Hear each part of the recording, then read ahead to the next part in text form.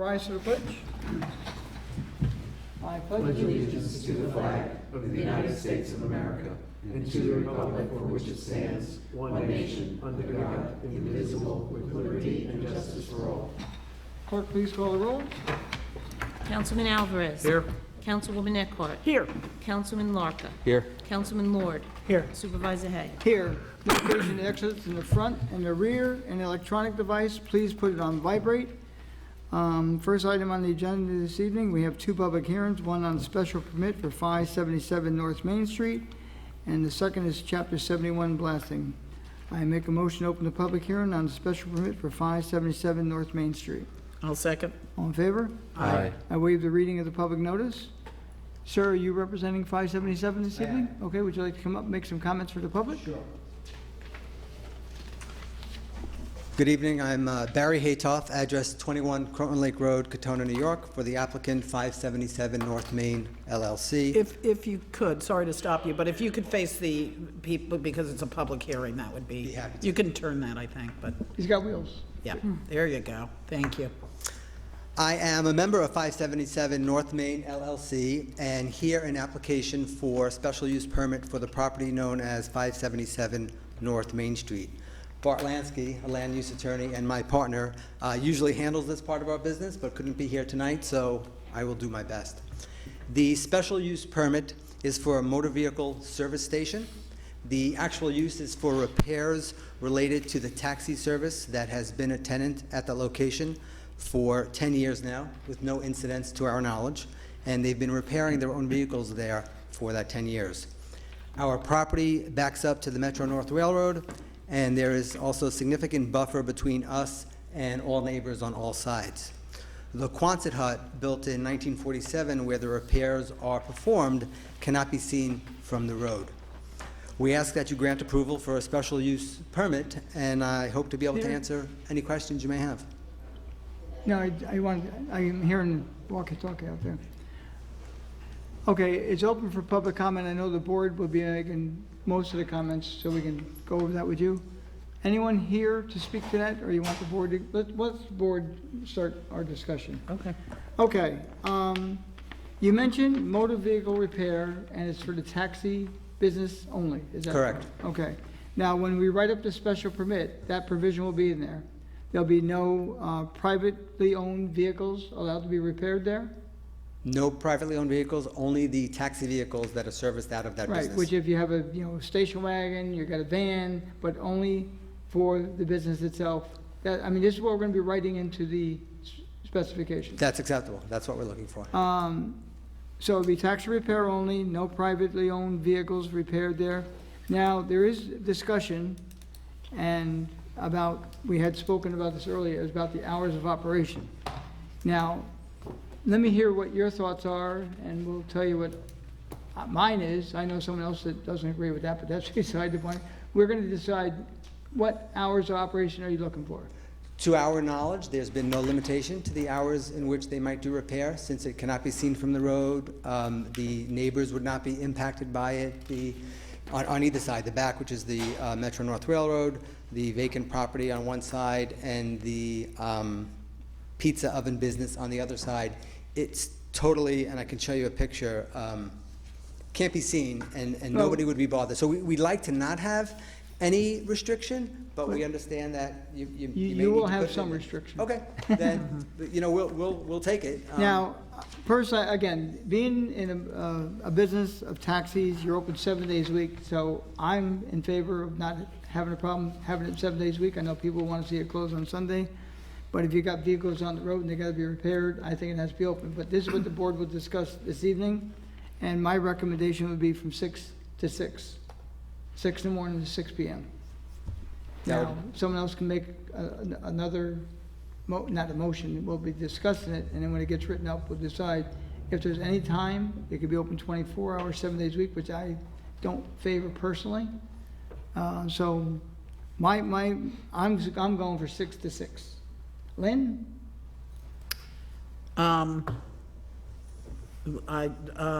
What, are there any, there's no residential in your building, correct? Correct. And there's no residential any closer, because it's. That is correct. Okay. It's all industrial. Okay, and I went over and had a tour, and it was really neat as a pin and everything. What's the square footage again? I'm sorry, I can't remember. Approximately 2,500 square feet. Okay, and is it only, there's only one occupant? Half of the Quonset hut is the taxi service, and half of it is a spray wash restoration business, And what is that? like a pressure washer, pressure washer company. Okay, and they just store things there? Or do they do washing there? No, they just store things there. Could you come up here for 1 second? Sure. This is the Quonset hut? That is correct. Okay. Half, Half is the taxi Yeah. service, Right. and half is the power washer. okay. And these spaces here are for, That's the taxi service. okay. We Okay, really, so- right now, they're all there. Yeah, you're gonna, yes, Right. okay. So just so you know, with your Yes. drawings, Yeah. I right have here, it. that's Yep. the other. No, I remember seeing it, yeah. Okay, and these are the parking spaces. We Okay. couldn't get in one side, I think, but, and so they will not be servicing any of this outdoor storage equipment? Correct. Okay.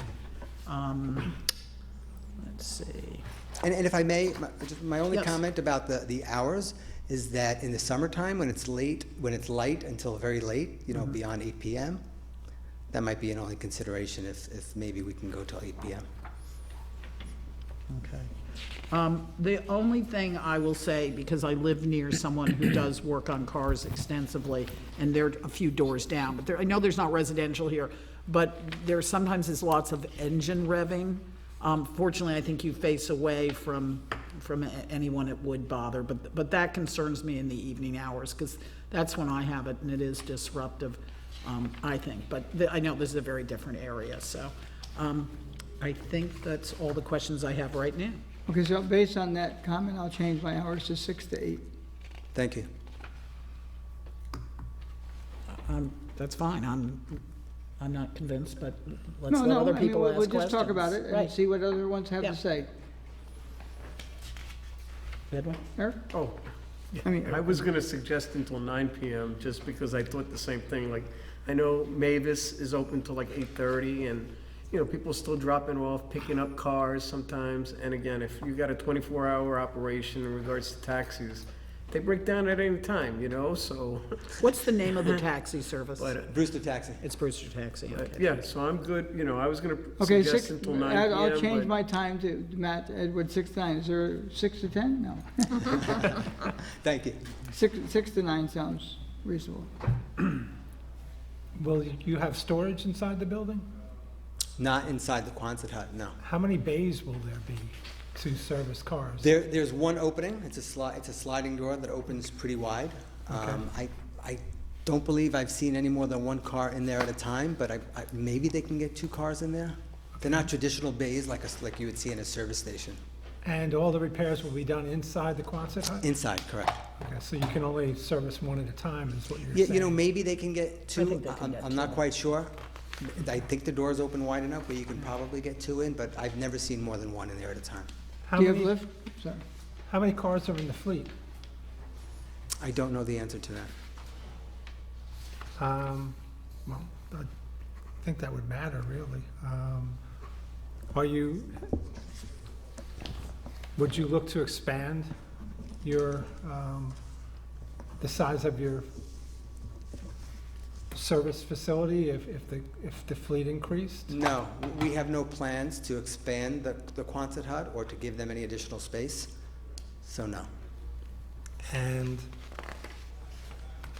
I'm not sure, does the outside storage come into account as to how many cars they have?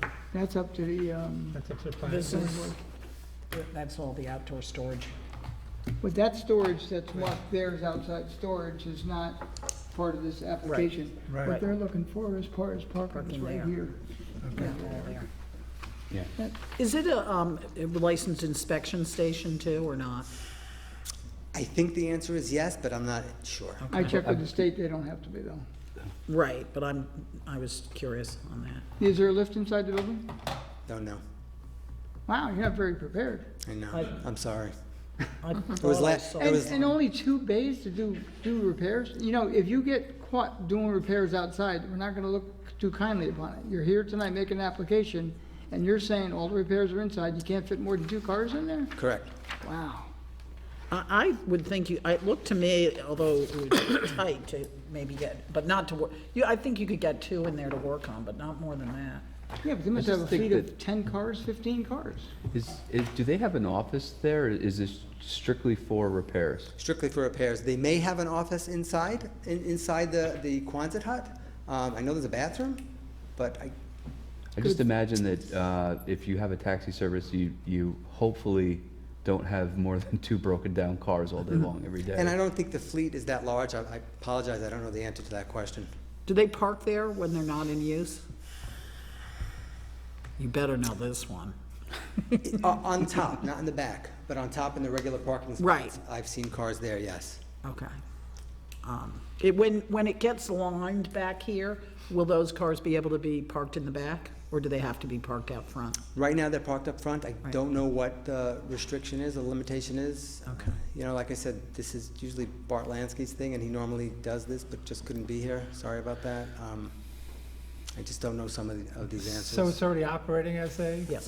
Has been for service 10 years, yes. repair? And without permit, or was that, are we trying to correct something?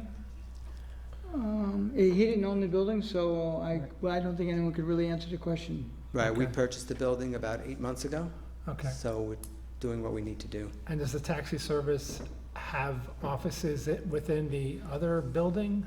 Not in our building, no.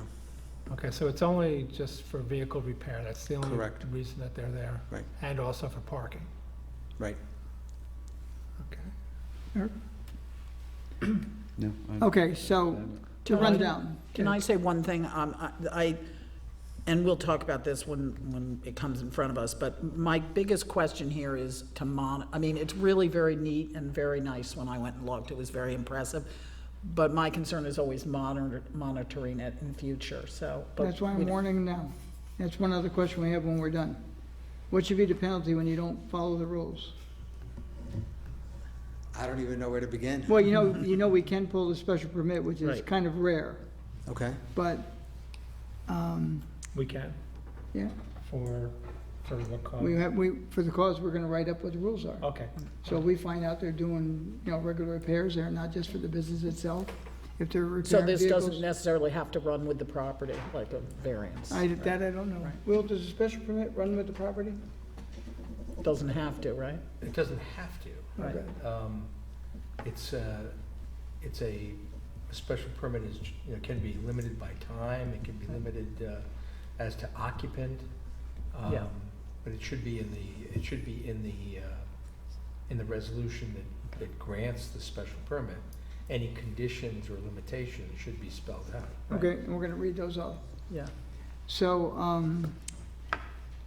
a lot of times people come in and get permits and, everything's nice, and then once they get in, guess what? They don't follow the rules. So I can tell you, if I'm sitting there will be penalties. Because we've given not too many special permits that haven't adhered, but from time to time they go astray. In this area here where, like you say, you can't see it, there'll be eyes watching. We plan on following the rules. I mean, we're putting a lot of money into the building. I hope you've passed by and have seen it, and we plan on owning it for a long time. And they're not the biggest tenant that we have, so we don't want to have any problem with the town over a small tenant that they're happy there. They've been there for 10 years. They serve the community. We're happy to have them. They pay their rent on time. So who would want to kind of mess with that? We appreciate the consideration. And we'll help police the effort, for sure. Okay, so from what I gathered from what you said this evening, the special permit will, taxi repair only, no privately owned vehicles to be repaired there. Correct. It'll be from 6 to 9, 7 days a week for repair, and repair inside only. okay. The other thing, would you only be repairing your own, or would they only be repairing their own fleet, or would they be repairing other taxi companies' Only their cars? own cars. Okay.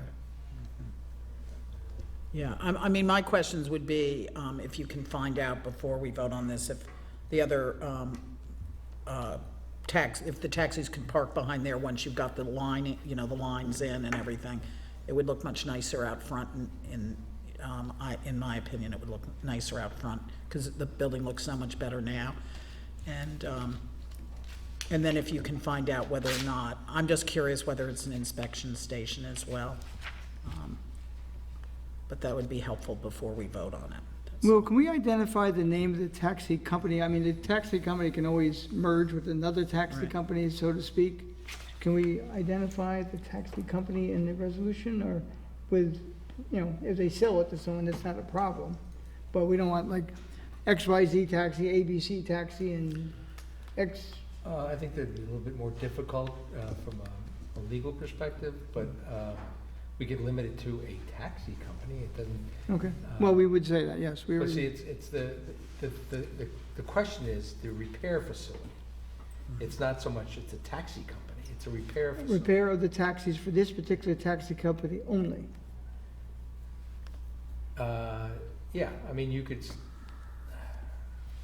I'd have to look into that. a You little bit. think on it, okay. And you did reference Brewster Taxi, did you not? Right. Correct. Yes. Because there's, you know how many taxi companies there are there? 5, I mean, in the village, 5, 6, I don't know. 10? There's a bunch. I would want to limit the hours of service to 6 to 6 again, and Monday through Friday.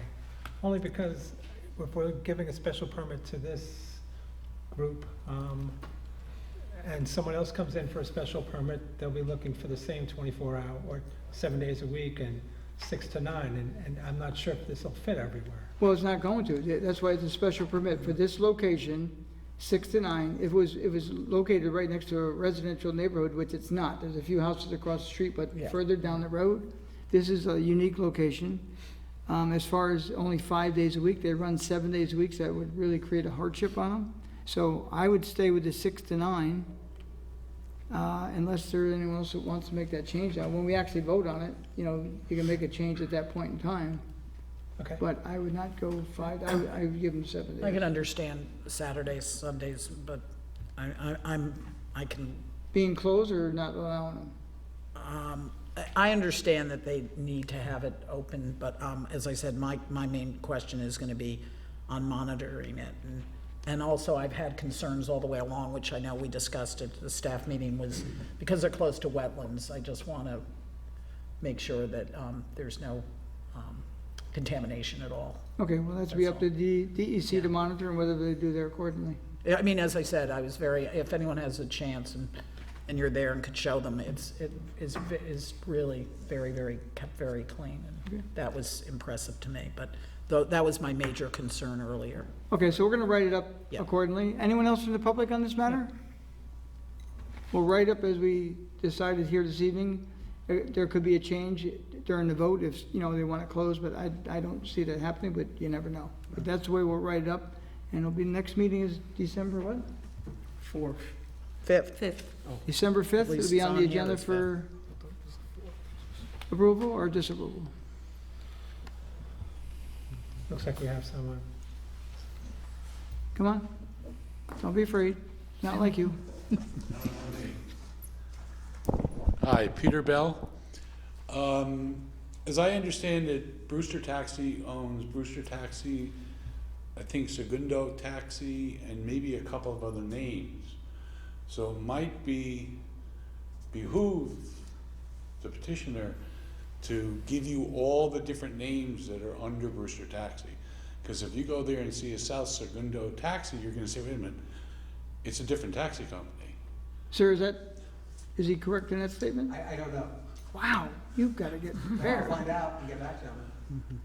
So should we leave the public hearing open, or? No, when we go to vote on it, we can say yea, nay, or hold it over. Well, I'd like to have all the answers before we vote on it. Well, you will. Good. And if you don't like it, you vote no, and if you do, it's yes. But that, I never heard that before.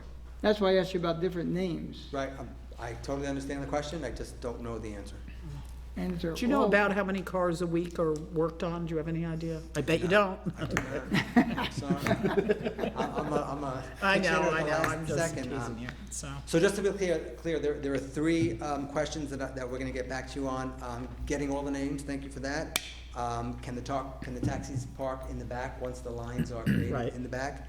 And is it a licensed licensed inspection inspection. station. And I would like to know roughly how many cars a week that are serviced. That will help establish hours, although I know the Depends on how many hours. break down. Yeah, You I might have a good know, I week, might have a know. bad week. Don't they break down just between those hours? No.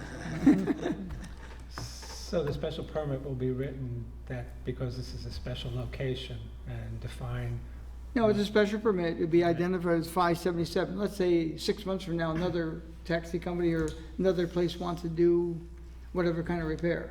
right. It'd be written specifically for the site based on whatever comments we made. Right, and it has to be for that half of the building, not for the whole building.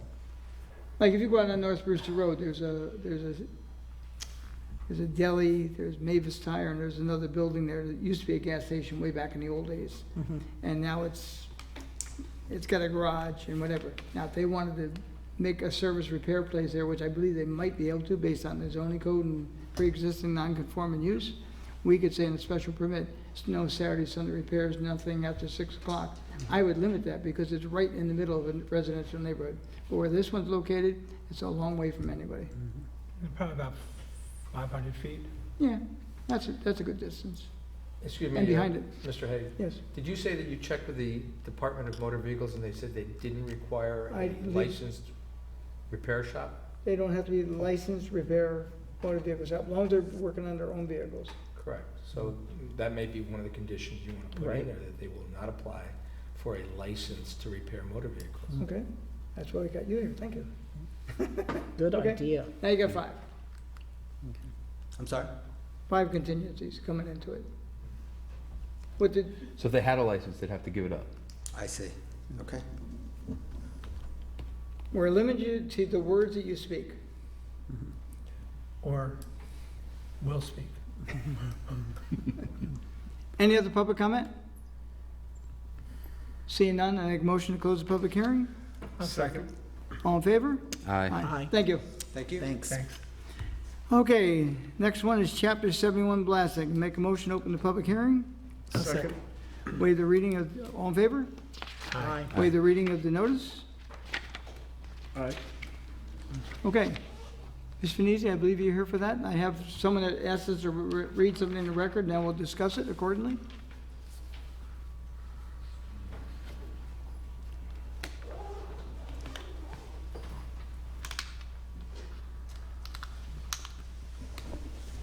Good evening, Ann Finizzi. I submitted a Town of Bedford blasting code because in downloading the code for the town of Southeast, I thought I had made an error because all I got was one page, and it appeared to be a bit skimpy and needed really some fleshing out of major points. For example, the town of Bedford, for example, has blasting plans, very specific. They're 8 pages, and as a matter of fact, in addition to Bedford, I also downloaded the plan from the town of Amherst, New York.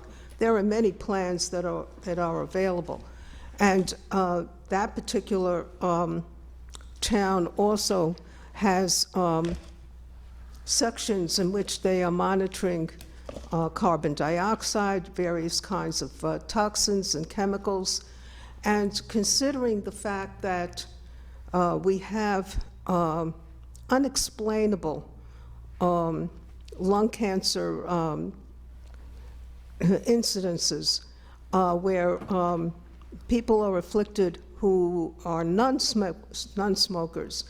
And the consensus around the scientific community is that there are dust and particulates that are constantly in the air that we ingest, and after a certain number of years, some unfortunately are afflicted then with lung cancer.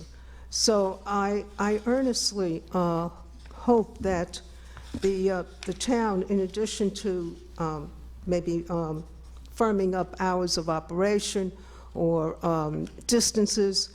Each of these towns have at least 500, some towns have 600, some towns have 700 distances, Ours with- is 1,000. Is it, I'm just, 1,000. yeah, I'm just saying, yes, I realize that. But I think that in addition to that, for example, the town of Amherst has blasting operation requirements, procedures, restrictions. They talk about contractors, they talk about dust and particulates and so forth. I didn't hand in the Amherst, but I will hand it in. They even have a section on particle velocity, how much distance particles can travel, and so forth and so on.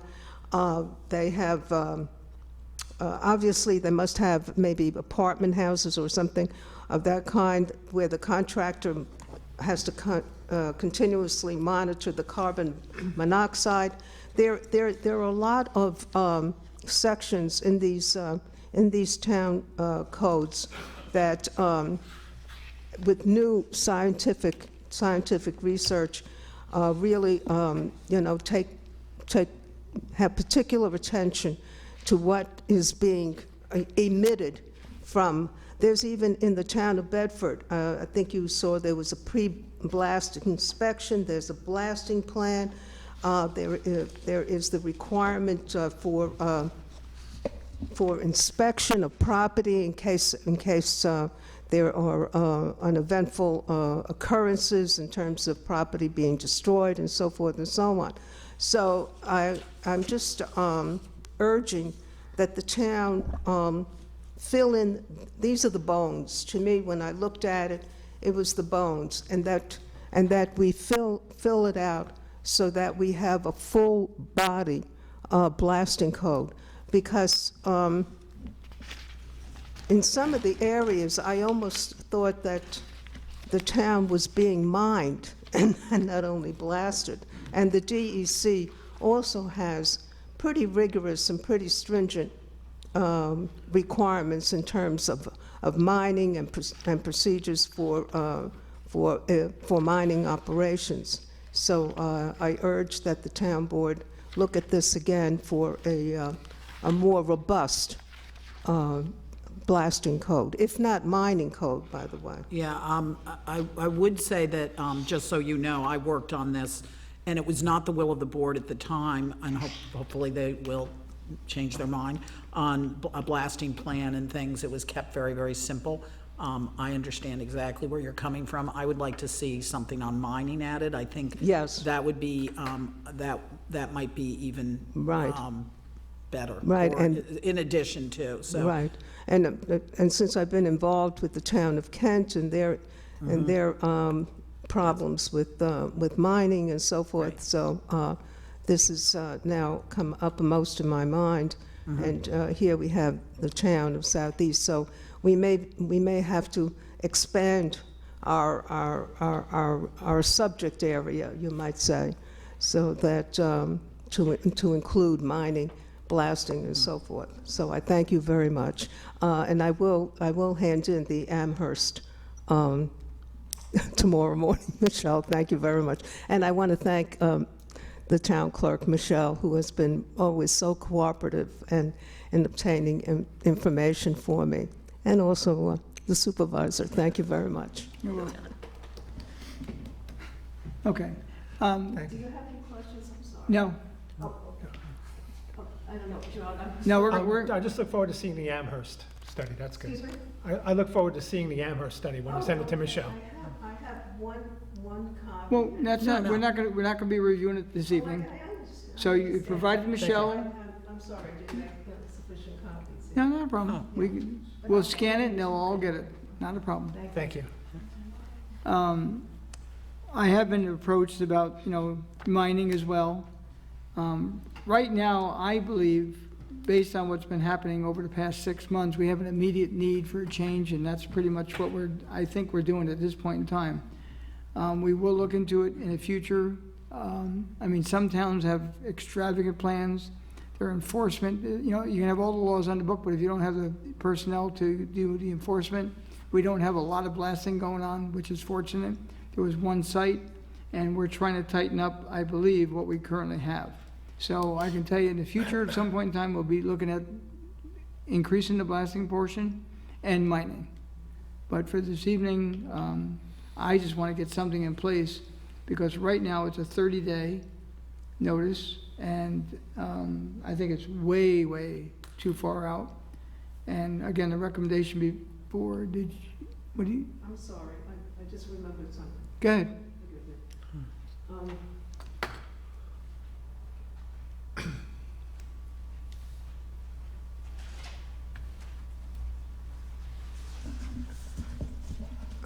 There should be also included a post-inspection after the blasting has completed its operations, or the mining has completed its operations, of residents. And residents should be notified, those that are affected within the 1,000 feet, which is very, very good and very generous, that, that residents be alerted. I recommended to the folks in Lake Carmel that they take pictures prior to the blasting operation of their homes and foundations, in case anything untoward could happen, so that they have pre and post, in case that untoward events happen. So again, it's not included, as I see it. Maybe it's included someplace else, but as I see it in the current blasting plan. So the residents need to be informed. They need to have their homes photographed, and the building inspector should. I think in Amherst or Bedford, the building inspector goes to the various homes after the operation to be sure that nothing has happened. Thank you. Okay, so when we discussed this early on, as you know, right now, the way it is, it's 30 days notice. Now, a 30-day notice went out just recently saying there was going to be blasting this month, but of course it was, the EC made a decision that it would not take place after a certain time. So the letter went out, because it's kind of a generic letter that goes out 30 days prior to blasting, and it lasts the entire month. And like I read the last time, one blast took place on the 1st of the month, and it took place on the 30th of the month, which means it could have gone any other day. I'm going to read something into the record here this evening from a Margaret O'Meara that lives very close to that site, who's had difficulty. So what we're trying to do is limit the amount of time. I had recommended 72 hours at the max, 24 hours, and a text or an email, the day of to the residents, as well as that, the horn sounding. And she states in here that she doesn't recall hearing a horn, but she could have the vacuum going, or may have been coming home from a store. So the recommendation would be for 72-hour max, 24-hour minimum, and it'd be done by text or email. 24 hours prior to. Now, right now, it's by letter only. I think that's too little. What? Yeah, 24 hours is too little. 72, it should be ma'am, if you want to speak, come up, please. Let us finish our conversation, and you can argue with us. No, let us finish our comments. Let us, you had chance, let us. Oh, I thought you mentioned. No, not right now. Let us finish ours, then you can come back up. Okay. Now, 72 hours, but they still have to notify the person the same day by text or email when it's supposed to happen. They have to be notified. Yeah, I think what Ann is trying to say is that if you give people more notice, if they have something delicate they want to remove, or they have more time to plan, I think that's her point. Well, but the more time you have, the less, so you want to go. Well, no, I see what you're doing. I see what you both are doing, and it's good. But I think Ann's trying to give people a little more notice, and you're trying to let them know how immediate it is. So I understand So you both. want one letter to go out, how many days? A letter to go out what? Beginning of the month? on or about? Because they don't know exactly when they're gonna blast. Yeah, I don't have a problem with the month knowing, but I agree with you that it should be much more immediate as to when it really happens, so that you're not waiting around all month until the 28th. I know what you're trying to do. So You're trying to letter- make it much more Okay, user-friendly. so letter 30 days in advance Yeah. at the minimum? Yeah, yeah, I think people, Maximum. yes, so that people aren't surprised, like, No. oh my God, yeah. I think Ann meant that, and it does make sense, and then your idea of immediacy, so people say, oh, it's in November, but it's gonna be November 5th, and they know that's gonna be very helpful for people. I had suggested every 15 days, but to Willis's point, what they were gonna do then is just send one out, like, I'm making it up, one on the 15th and one on the 16th. So I thought we had compromised and said we'd send it out 14 days prior. A letter? Then with the 72 hours notice and the 24. Okay, So so, 72 and 24 would be by text or email. okay, so the letter is gonna be 14 days? That's what No. I would 15 days? suggest. Do you wanna listen to what Ann has to say on No, this? no. Let's, just, He's just kidding, really. You have a good idea? Okay, cool. Come on up. you've had plenty of time for a good idea. Come on, let's go. You just have to stand there, Ann, that's the deal.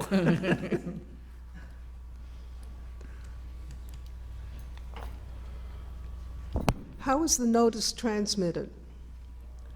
Which notice? We're talking right The now, mo- that's what the- you're, Yeah, how Yeah, but is, how, right now, do they all get a letter? They get a letter. It's is sent. certified? No. no, Should be certified. nah. That should be certified. I mean, look, you're having, What we're gonna do you're is- having ma'am, blasting occurring in your backyard, What we're proposing is better than a certified letter, trust me. They're gonna have to get the person's email address or their phone number to be texted. So the idea is to send a certified letter either somebody's 14 going to days- come over here and say they never got notice.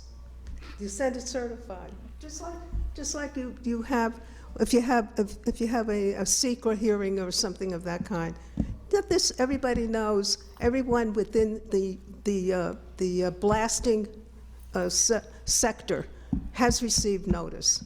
At least if you have two, at least one of the notices should be certified.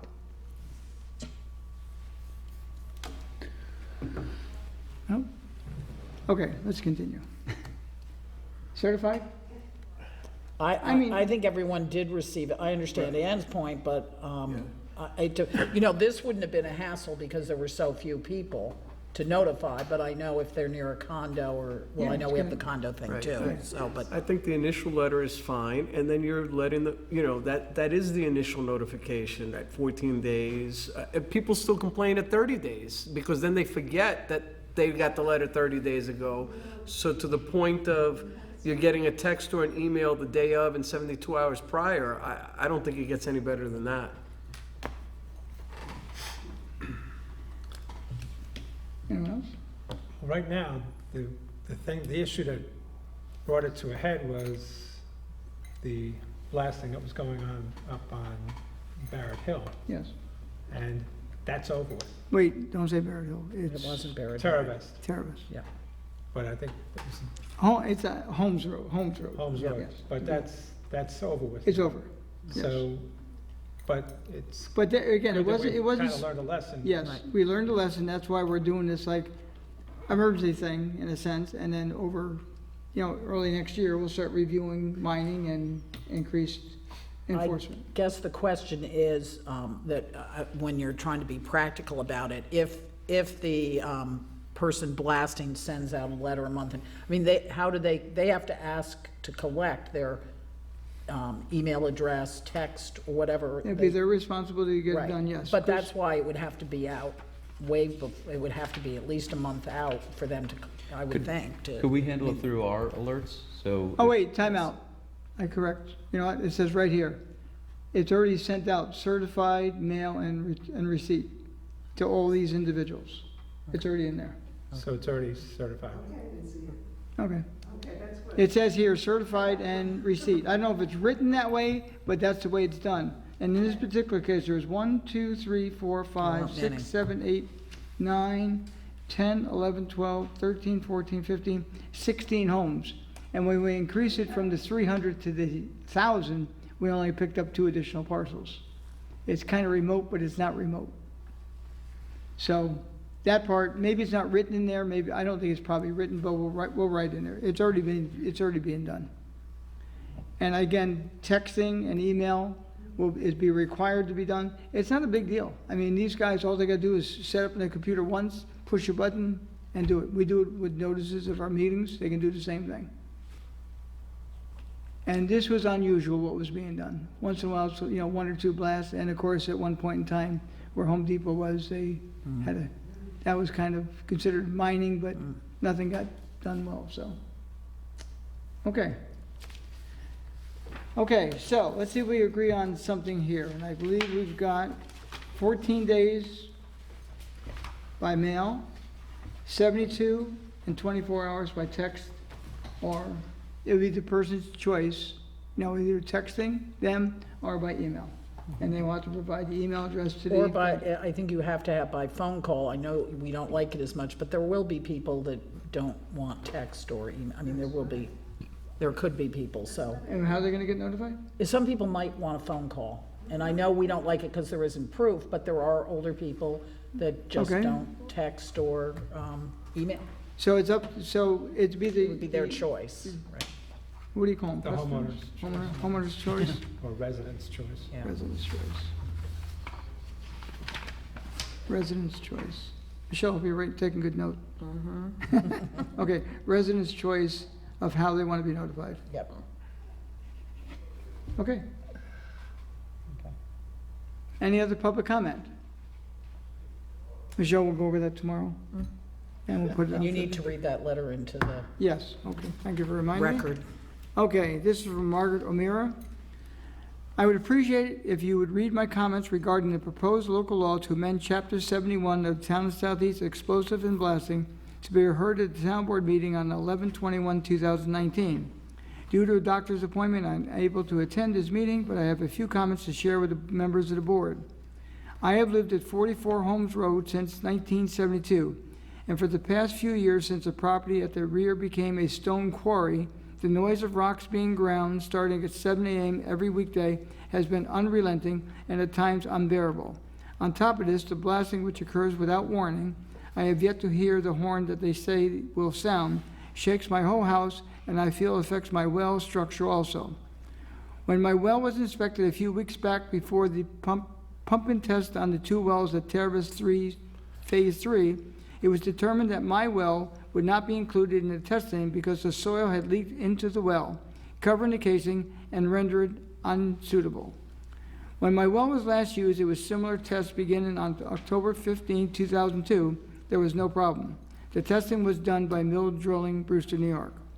I would very much appreciate the town letting the residents of Holmes Road and Ice Pond Road know if and when we can expect to have the right of quiet enjoyment of our homes in the future. Well, in this particular case, I can tell you this evening, and we will notify her tomorrow, that as of October 31st, it has ceased. And the blasting in that area is done. And that's The through. blasting Tony- is done, but maybe not the grinding. Yeah, if there's still rock crushing. and They have to that's do what- that, there's another date that the DEC announced, let me Right. find it. Okay, because that's why we really need mining on the books, because that's really loud, too. Okay, so the DEC, they went to court on this, okay? The DEC made a recommendation, blasting had to end by October 31st, which is passed, and by April 30th, 2020, on-site processing ceases. So after April 30th of this year, that site cannot be, if you want to call it mining or whatever, it's not going to be taking place. That's a lot, I mean, that's a long time, that's why, I mean, I know that they're, That's a court order. They I agreed know, it. I know that, but that's why I think this town, and I won't be here, but I really think. You'll be here. Not Well, I'll here, but you'll be right, here. I'll be here, but I really think. You're going to be mi- out there, that's going to be worse. It will be much worse, but I think we do need a mining ordinance, Well, because, we will start working on it. okay, Well, if I could point out something. Yeah. Mining is usurped by state law. okay, The Mine Land Reclamation Act, which is a state law, supersedes all local laws with regard to mining operation. okay. The particular operation you're talking about currently off of Holmes Road or Zimmer Road or whatever you want to Right. call it, was a site, a permitted site plan that was approved by the town planning board. And as I understand it, they were not considered a mining operation because of that fact. There was some litigation that went on Yes, it was, yeah. as to what happened, but I think ultimately it was determined it was not a mining operation, it was not under the jurisdiction of the state DEC, Right. just for the record. Right.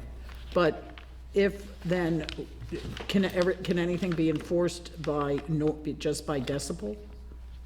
If this isn't mining, then, Well, if we have a decibel, we have a noise ordinance. well, that's what I mean, I know that, Then so. we already have a noise ordinance.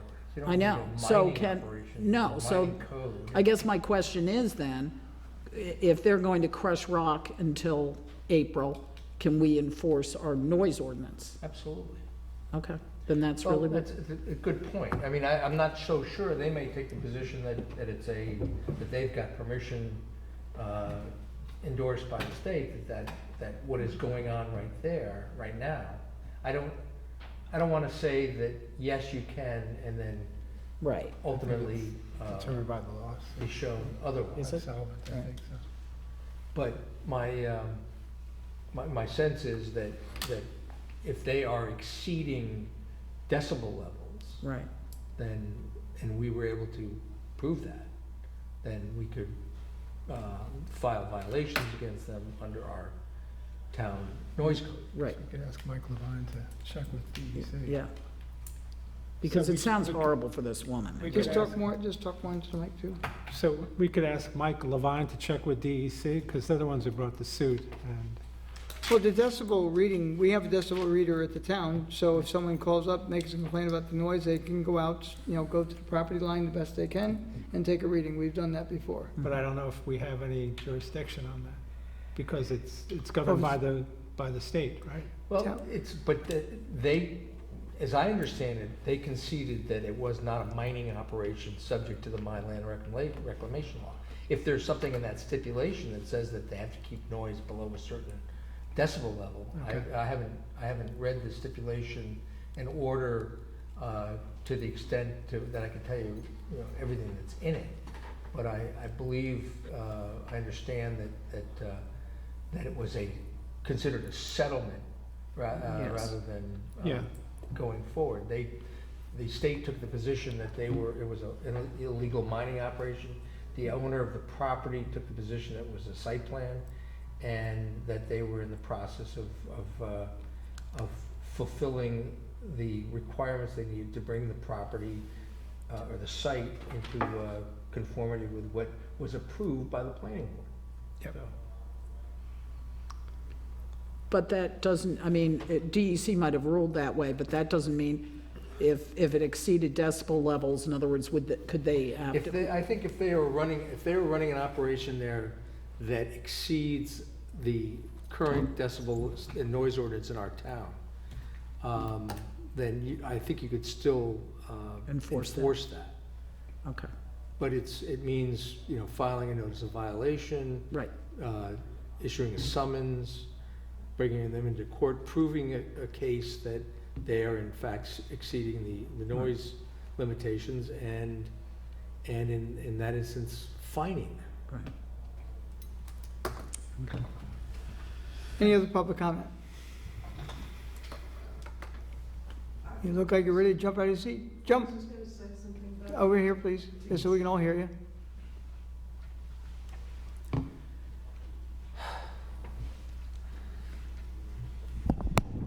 I don't know if they received a DEC permit to mine. They have not. They have not. No, and the argument, the case that was litigated was whether or not they were required to have a permit. Uh-huh. And it was ultimately ruled they were not required to have a permit, but they settled the case under the stipulations that Mr. Hay was referring to, that the blasting ceased by October 31st, is that what you said? Yes. Right, there was some And that they kind. would remove whatever materials that have been extracted through the blasting by April of 2020, so. Yeah, it says, and all on-site processing of blasted material by April 30th, 2020. Well, I mean, and that's what brings me back to the point of the blasting code being more stringent and being more comprehensive, because you do have this sort of loophole where there are people who are getting away with, pretty bad things, and residents who've had to write letters and complain with their wells and so forth and so on. And not to have a code extent in the town that would protect the residents and so forth in terms of noise, lighting, and so forth. These are all quality of life issues. But I was. If they had a DEC permit, they at least what could have been done is to address the DEC, because the DEC has halted mining in various towns in New York for a whole variety of reasons. But I again urge that you look at that blasting, and you look at the mine, and look at some of the sections in the DEC code, which are pretty good. Maybe could be superimposed on the blasting code later on. Thank you. Any other public comment? Board? Make a motion to close the public hearing? Second. All in favor? Aye. Okay, we'll move on. There's nothing on the work session this evening. The regular meeting portion, I make a motion to open the meeting. Second? All in favor? Aye. Waive the reading of the correspondence. Approve of the voucher list, $838,088.16. So moved. Second. Discussion. All in favor? Aye.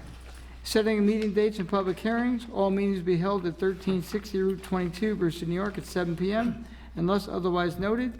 Thursday, December 5, 2019, and Thursday, December 19th, 2019. So moved. Second. Discussion. All in favor? Aye. Waive the reading of the budget transfers. I'll second. All in favor? Aye. Okay. After many, many, many years, Milan Road is going to become a dedicated road to the town. And that's up at Terabest Corporate Park where NICEC is located. Now therefore it be resolved, the supervisor of the town of Southeast is hereby authorized to accept the deed or deeds dedicating and releasing the necessary lands for the road known as Milan Drive, running from Geneva Road up to and including the cul-de-sac, and cause same to be recorded in the Putnam County Clerk's office in connection with the commercial development known as Terravest International Corporate Park, upon the developer/owners having fulfilled the following terms and conditions. 1. The road shall be completed in accordance with all town highway road construction specifications and in a manner satisfactory to the town's consultant engineers and the town's highway superintendent. 2. The developer/owners shall provide a deed or deeds of dedication for all portions of such road being dedicated to the town, necessary to convey fee simple title to the lands underneath the road of the town of Southeast, free and clear of all liens or encumbrances except for utility easements. And 3, the developer owner shall provide the town with all necessary and proper easements, if any, across adjoining lands for the purpose of drainage or discharge of storm water from the dedicated portion of the road over such adjoining lands. And 4, the developer shall provide a title insurance policy issued by a company which is a member of the New York Board of Title Underwriters in good standing, ensuring the town's fee simple title in and to such road as described in the deed of the dedication in the amount of $10,000, and be further resolved that upon compliance with the foregoing conditions and in accordance with the provisions of Section 171 Highway Law of the State of New York, consent is hereby given that the highway superintendent of the town of Southeast make order laying out the aforesaid town highway, the town highway to consist of lands described in the deed of dedication, and be further resolved that upon compliance with the aforesaid conditions and upon posting the appropriate maintenance bond, the town clerk is authorized to record the deed or deeds dedication in the Putnam County Clerk's office. So move for discussion. Second. Discussion. All in favor? Aye. Number 6 has been deferred, that's Shaneland Lane, that's off of Welfare Road. They're going for their approval with the planning board on Monday night. I thought it was last Monday night, that's what I put on the agenda this evening. So that's deferred until next meeting. And also Lori's not here. Pardon? And also Lori's not here. Oh, we can do it, we can do it. Okay, number 7, resolution, settlement of certiorari proceedings, Kojaks Construction LLC, tax map ID number 57.2-29. Now therefore be resolved that the town board of the town of Southeast does hereby accept the recommendations of its professional advisors and authorize the town attorney to execute a stipulation of settlement, consent judgment, and/or order on consent in accordance with said recommendation for the following. Petitioner, Kojaks Construction LLC, tax ID 57.2-29, year 2019, assessment $2,060,400, settled assessment $2 million. And be further resolved that the town attorney is hereby authorized and directed to execute any and all stipulations, consent orders, or other documents necessary to reflect the foregoing settlement. So move for discussion. Second. Discussion. Where is this? Which one? Kojaks Construction. I don't know the location. Told you tax map, you can look it up tomorrow. 57.2-29. So you'll come back at the next meeting and No, tell I me will where not it tell is? you. You can look it up tomorrow. Go to our website. All in favor? Aye. John? Aye? I know. I don't know where it is. I can't. John, I can look it up real quick, if you want. I'm almost there.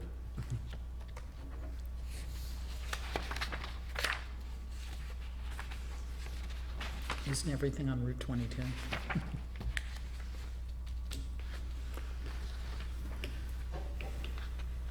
And this is the building on the corner of Milltown and 22, where Ross Optical used to Yep. be, or is.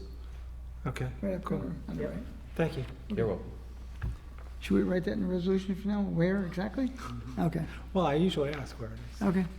Should have asked before the meeting, we'd have found out. Well, Gloria was here. Well, I Okay, know if Lori was here, she would have told me. she's I got the night figure off. she knows what she's doing, so we don't need to know where it is. Maybe we passed stuff that was in Patterson, I don't know. Maybe there's a lot of things that we should know, but we don't. Yeah, well, that's true, definitely. Well, if you don't know, ask. I Okay, just did, didn't I? yes, you did. A little late, though. Thank you. Thank you, Thank you, Eric, Eric. for having your computer with you. You're welcome. And you got one here, too? But I don't have the I code. know. We'll let the expert do it. Okay. Resolution, number 8, refuse district renewal of contract for refuse collection and removal from residential properties. Too much fun. Now therefore be resolved that the town board of the town of Southeast hereby finds and determines that in the best interest of the town to exercise the option to renew or extend the contract for a 2-year period commencing on January 1, 2020 and ending on December 31st, 2021 on the same terms and conditions contained in the contract, and be further resolved that the supervisor be and is hereby is authorized to execute any and all contracts, agreements, notices, extensions, or other memorandums necessary to memorialize the terms hereon for a contract term of 2 years commencing January 1, 2020, and ending December 31st, 2021. And it has built into the contract cost of living increase at the maximum of 3%. So it was figured into the budget. I put in 2.5% because that's better than averaging for next year. I think they do a good job. There's some concern with some residents about commingling.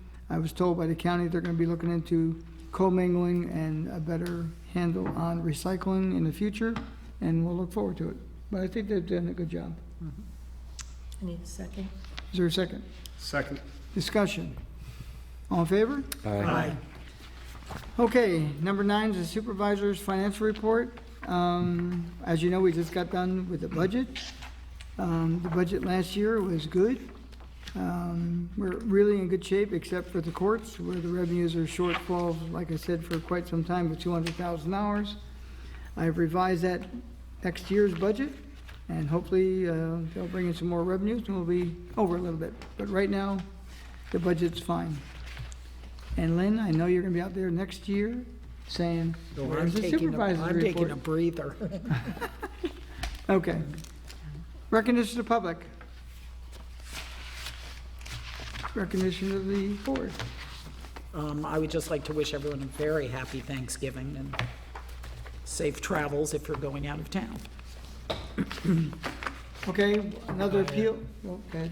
Sorry, just wanted to find out, or I wanted to tell you, Eric and I met with people from Tenell Lake and the Tenell Lake Advisory Board about the geese situation and also about other matters concerning the lake.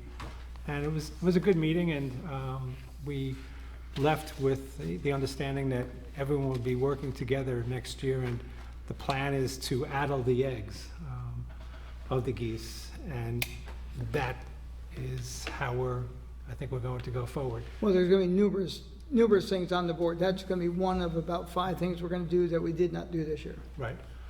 And So, you can relay that at the next meeting. We Good. discuss it. and also, I attended a traffic safety board this evening, and I brought to their attention the supervisor's suggestion that a light be placed at the intersection of Route 121 and Route 6. It's a dangerous location, and the DOT representative there, Lisa Mondello, said that we should put together a resolution and present it to DOT so that they can do a study and go forward with it. But You got to be there next meeting. most of the people that were there, that were still there, it was a long meeting, thought that it was a good idea, and I think only Lynn is opposed. 'Cause Who? Lynn Eckhart? No, No. I love taking a chance there, that's all. I told them it's almost like playing chicken when you Yeah, it is. to that No. road. No, I do. think Now, it's a good getting idea. really, I mean, I I'm know, telling you it's now. very hard to judge when You're up talking top. about, you're going to consortium for the 684 and Yes. whatever, the traffic in this town is really getting out of hand. Yeah. And that Route 6 corridor, I'm telling you now, when I come out of my old store, sometimes it takes me a minute. It doesn't sound like a lot, but when you're sitting there waiting for the traffic to go by and they're whizzing by, it has gotten super, super busy. It's really crazy the amount of traffic there now. And I did forward, just so everyone knows, the last consortium meeting, Yes. I forwarded it, I just got it today, and I did forward it to everyone. So you'll work Okay. out who goes to that. Thank you. Well, thank you for bringing it up, and we'll have a resolution for the next meeting. Great. Okay, just a reminder again, please, ladies and gentlemen, put 911 numbers on. We're still getting, the false alarms this month were a little bit better, but they're still pretty poor. So the recommendation, if you have a fire alarm in your house and it goes off, you're cooking toast and you don't need the fire department, what you should do, knowing that the alarm is calling the fire department, that's 911, dial 911, say, my alarm went off, it was accidental. Now, they'll still send out possibly the fly car of the fire department, but they may not send out the apparatus. We have to do everything we can, humanly possible, to make sure that the fire department doesn't go out to all these false alarms. So if you trip it accidentally and you call 911, say I was burning my toast, there's no real alarm, they still probably send someone out, but they may not send out the apparatus. So please do that if you set off a false alarm. And again, happy Thanksgiving all. I'll entertain a motion unless someone else has something to say. Entertain a motion? I'll make a motion to close tonight's meeting. Is there a second? Second? All in favor? Aye. Thank you all for coming.